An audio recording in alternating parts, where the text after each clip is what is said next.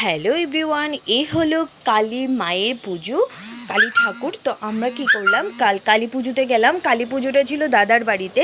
তো দাদা বলেছিল কালী পুজোতে যেতে হবে, তো ঠিক আছে। তো পায়োধিকে নিয়ে আমি প্রথমে চলে গেলাম। তো এখানে গিয়ে দেখছি বেশ খুব সুন্দর করে কালী পুজো হচ্ছে। তখন ঠাকুর এখানে কাপড় ঢাকা দিয়ে পুজো দিতে লাগবে, তখন এই পুজোটা চলছে। এইটা হলো দিয়া, দিশা বৌদির মেয়ে।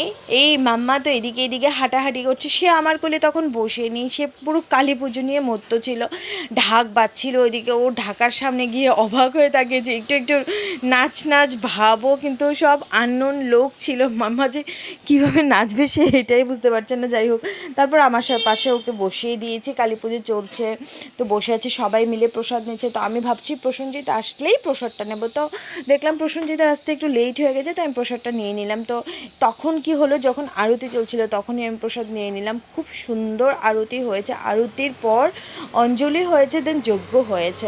মানে যজ্ঞটা কি বলবো, যে মানে ওখানে ছিল তারাই দেখতে পেরেছে, এত সুন্দর হয়েছে ভাই। আমার কাছে তো খুব ভালো লেগেছে, মানে কি বলবো। তারপরে খাওয়া দাওয়া করে এখানে বসে গেলাম, প্রসাদ খুব ভালো হয়েছে।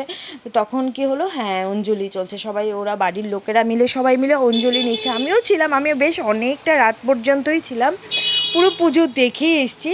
পুজো দেখে আর লেট করিনি, পুজো দেখে চলে এসেছি, কারণ রাত হয়ে গেছে। মাম্মাকে এসে ঘরে একদম ফ্রেশ করে মামার ঘুম পাড়াতে হবে মামাকে, যাই হোক যেইভাবেই হোক। তো এই যে যজ্ঞটা, মানে যজ্ঞটা এত সুন্দর হয়েছে, মানে সত্যি, মানে তখন আমরা চলে আসলাম যজ্ঞর ফোঁটা টোটা নিয়ে। তো মাম্মা আর আমি ঘরে।